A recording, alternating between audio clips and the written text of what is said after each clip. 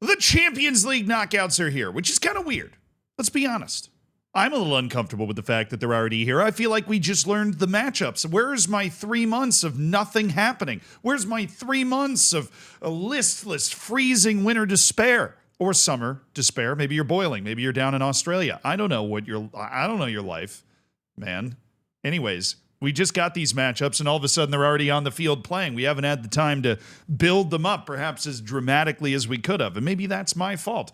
But they started on Tuesday, so you knew we were going to talk about them. It was an all-France matchup, which I'm just going to go out and say, I don't like this shit. I don't know why they decided with the draw on this one. Because it wasn't a draw, Zealand. Welcome back to the 21st century where we do the, whatever it's called, the Swiss format, and it's not a draw at all. What is a draw, though? Because you can get drawn against one of two teams. So if one of those teams is from your country, you should probably be drawn against the other team. Because I hate getting, unless it's really late in a tournament, a matchup of two teams from the same country. But that's what we got. Stade Brestois against PSG. PSG, I'm not going to lie, they've had more talented teams. They've had flashier teams. I mean, obviously, they had Mbappe, Messi, and Neymar all on the same team at one point.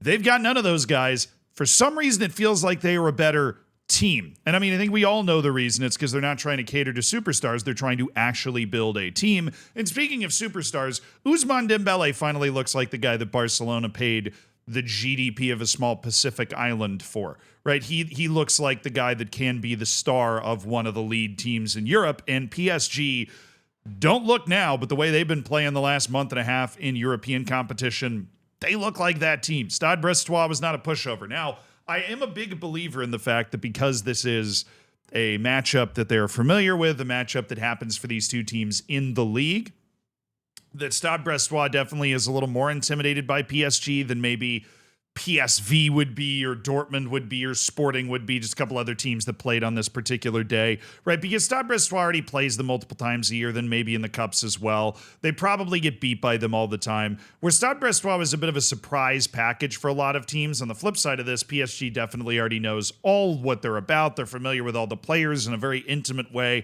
They've lined up against them before. So there were no mysteries in this matchup, and PSG made no mistake picking up a 3-0 win. That one is basically done and dusted on into the next round because that was at Brest. So we're headed to Paris next, and I don't see, love me some Brest. The chicken variety is quite nice. But they're not pulling off that comeback. Then you had Juve against PSV. I feel really bad for PSV.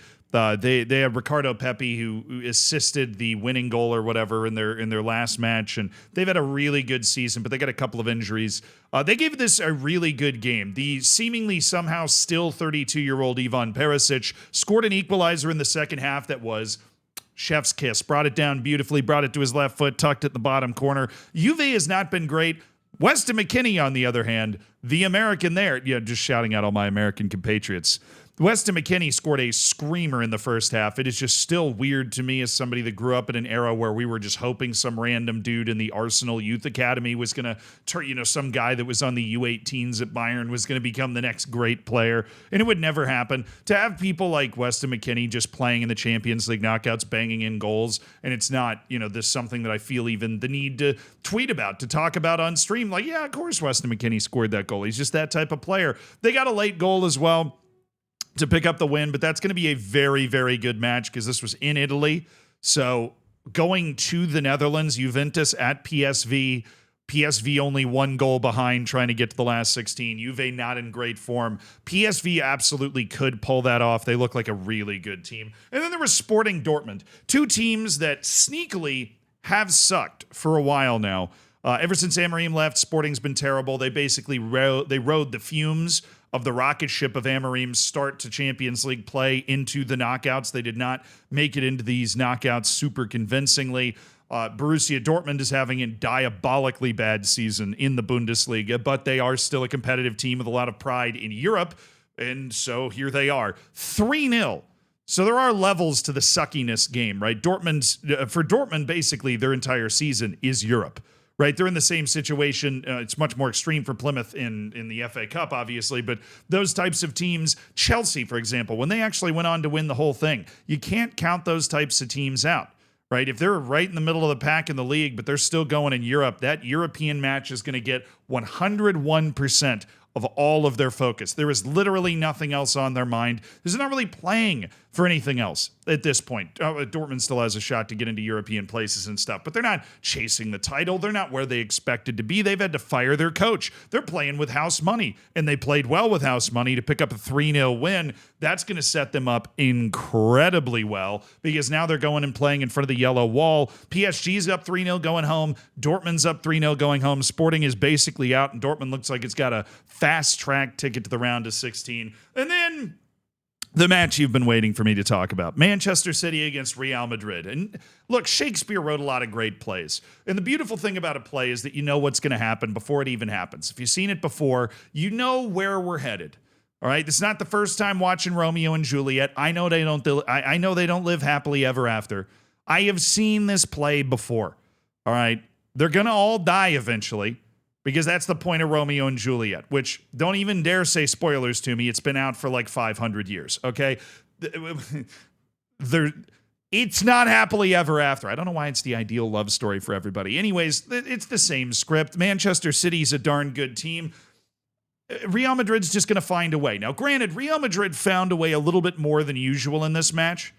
I mean, they really did find a way a little bit more than usual in this match. Their first and their third goal in particular just felt really fluky and weird. It was like Mbappe's worst volley of all time that floats in. And the third goal was Rico Lewis, who's a very, very good young player, very highly regarded young player, just getting beat to a challenge. And then all of a sudden the ball is just in open space. And the sort of uncharacteristic idiot mistake that Manchester City's been making all season to completely undo them. This is a soul-crushing return to the norm for Manchester City for what they've been over the last 2 months.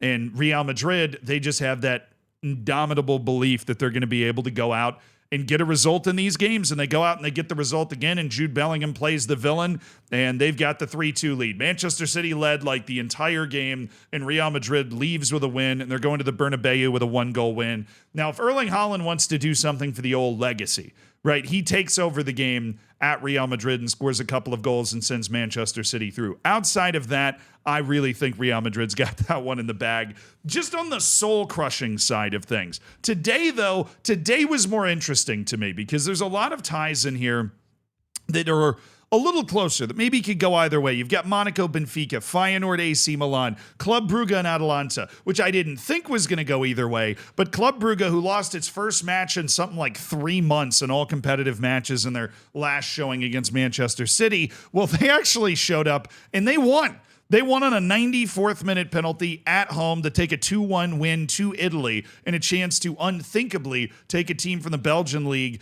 Club Brugge, of all those teams as well, to the round of 16 of the Champions League. They are on that precipice.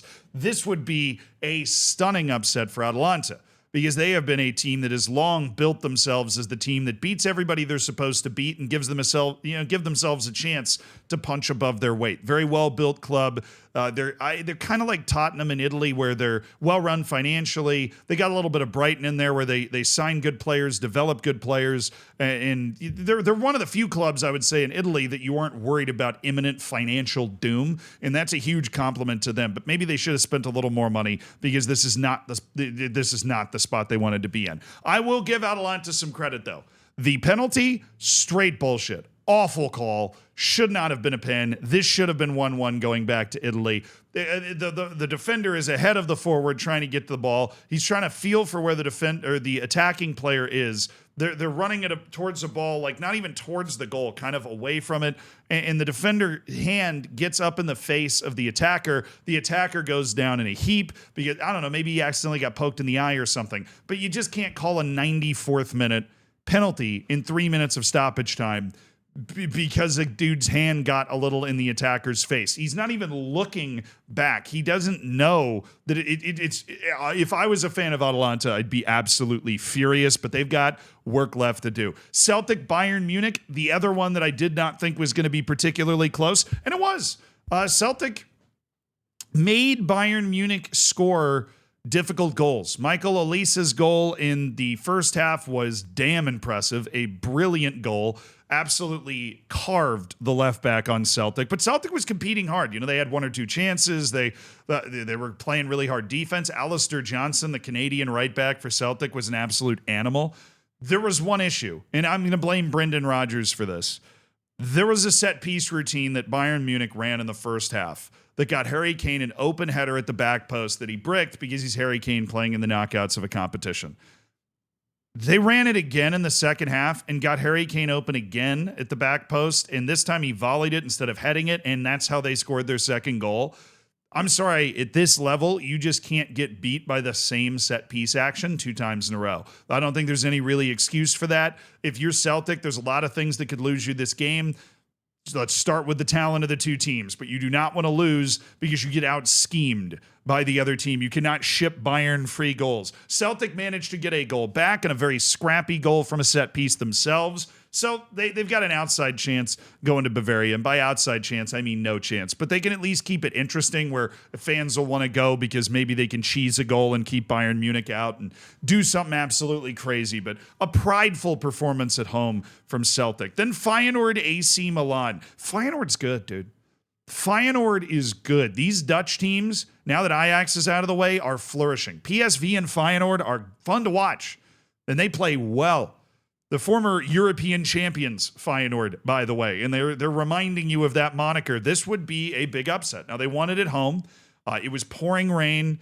AC Milan definitely was dampened in what it seemed like it was able to do, but there was no cutting edge at all for AC Milan in this game. It was Feyenoord. I would say the way to word it would be not undeserving winners, right? They had their moment, they took their moment, and AC Milan was unable to separate it all in this game in a way that you would expect AC Milan to be able to do. Now, they're hoping they can do that when they go to Italy, but Feyenoord looks like they're going to make this really tough. And there's a legitimate chance with PSV getting their second leg at home and Feyenoord with a 1-goal lead going on the road. You could see 2 Dutch teams in the last 16. And that takes us to the final match of this playoff round, which was Monaco against Benfica. Benfica in Monaco, I probably put these 2 teams at almost exactly the same level. But this match was colored by 4 minutes in the second half. First, it was a goal for Pavlidis. It was a beautiful goal.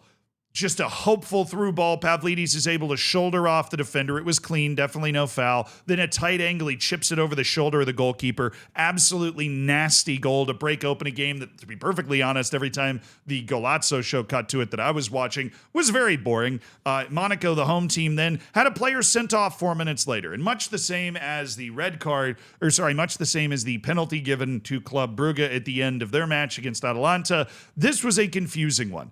Although I don't necessarily think it was a terrible call, it's just confusing and frustrating for a different reason. So the second yellow card that went to Al Masrati was for protesting with the ref. Basically, I think it was Briel Mbolo gets fouled from behind and Al Masrati says, hey, you should give him a card. Just literally does that. And then the ref gives him a second yellow and sends him off.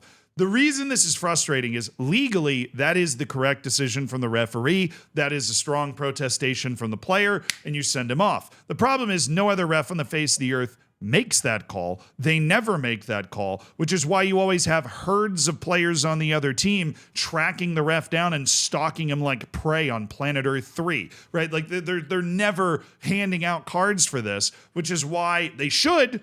I wish they did. Right? But even if they are handing out cards for this, it's definitely harsh to get a second yellow for doing that. Like, hey, ref, you need to give him a card. Like, maybe he said something alongside it. It's definitely a bit of a sharp decision. When you factor in the fact that most refs just literally never call that, it is a brutal decision for Monaco, and it hurt their ability to go and try and get an equalizer in this game. And Benfica is going to be tough to beat at home. So you got to give the edge to Benfica going into that second leg, which is not a good look for the French league, which might just be sending PSG into the round of 16. Very, very exciting overall. This is the day I'm going to be looking forward to, that Feyenoord AC Milan match, Monaco, Benfica, Club Brugge, Atalanta. These teams getting to the round of 16, unlike a Bayern Munich or Real Madrid or Man City, who just had the misfortune of being drawn against each other because they did so poorly in the previous round. These teams, unlike those teams, the round of 16 is a huge deal. Getting that extra leg into the round of 16 of the Champions League is an absolutely massive deal. They're going to give everything in these second legs, and it's going to be fun. Now on to the Europa League. That's tomorrow. We'll be here for that.